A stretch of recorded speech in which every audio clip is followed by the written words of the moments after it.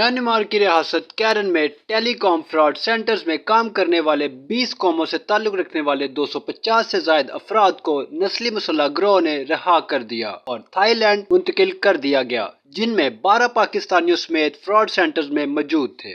मजदूर, जिनमें से निस्फ से ज्यादा अफ्रीकी या एशियाई ममालिक से थे, थाई फौज ने वसूल किए और इनका जायजा लिया जा रहा है ताकि ये मालूम किया जा सके कि आया वो इंसानी स्मगलिंग का शिकार तो नहीं हुए।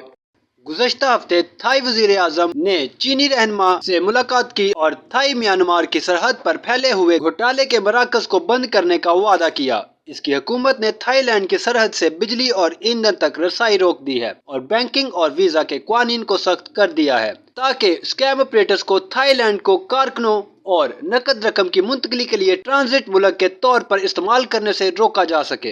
गैर मुल्की कारकुनों को आमतौर पर अच्छी तनख्वाहों की पेशकशों के जरिए इन घोटाले के मराकज की तरफ रागब किया जाता है या बाज औरतों में ये सोचकर धोखा दिया जाता है कि वो म्यांमार में नहीं बल्कि थाईलैंड में मुख्तलिफ काम करेंगे।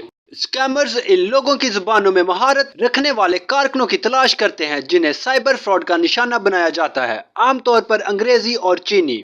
इन पर ऑनलाइन जुर्माना सरगर्मियां करने के लिए दबाव डाला जाता है, जिसमें मोहब्बत के घोटालों से लेकर पिग पिक्चरिंग और क्रिप्टो से लेकर मनी लॉन्ड्रिंग और गैर कानूनी जुए तक शामिल है। कुछ काम करने के लिए तैयार हैं लेकिन देर को रहने पर मजबूर किया जाता है। रहाई सिर्फ इस सूरत में मुमकिन है जब इनके अहले खाना भारी तावान अदा करें। फरार होने वालों में से कुछ ने तशद्दुद का निशाना बनने का बयान किया। म्यांमार थाईलैंड की सरहद के साथ घोटाले के मराकज और वो मकाम जहां रहा किए गए कारकुनों को थाई फौज के हवाले किया गया। रहाई पाने वाले गैर मुल्की कारकुनों को डेमोक्रेटिक कैरन बेनेवलेंट आर्मी के हवाले किया गया था, जो कई मुसल्लह धड़ों में से एक है जो कैरन स्टेट के अंदर इलाके को कंट्रोल करता है। इन मुसल्लह गिरोहों पर इल्जाम लगाया गया है कि इन्होंने स्कैम कंपाउंड्स को अपनी हिफाजत में काम करने की इजाजत दी और स्मगलिंग के मुतासिन के साथ बड़े पैमाने पर बदसलूकी को बर्दाश्त किया जो कंपाउंड्स में काम करने पर मजबूर हैं। म्यांमार की हुकूमत ने 1948 में आज़ादी के बाद कैरन रियासत के ज्यादातर हिस्से पर अपना कंट्रोल बढ़ाने में नाकाम रही है।